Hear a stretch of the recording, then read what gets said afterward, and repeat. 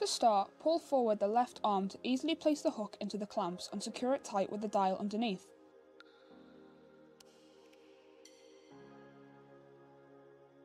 Then push the arm back into place.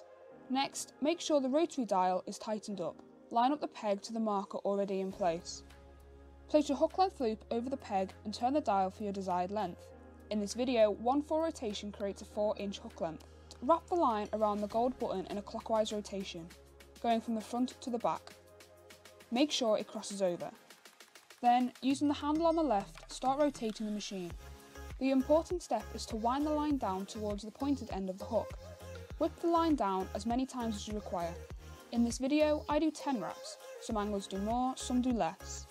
Next, push the small button underneath the hook clamp and wrap the line around it, then let go. This traps the line. Cut off the tag end. Wet the line before pulling the hook length tight to reduce friction.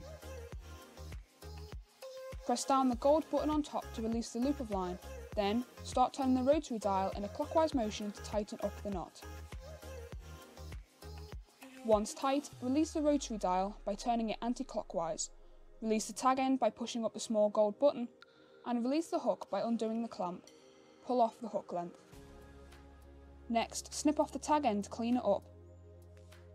And there you have a perfectly tied spade end hook length.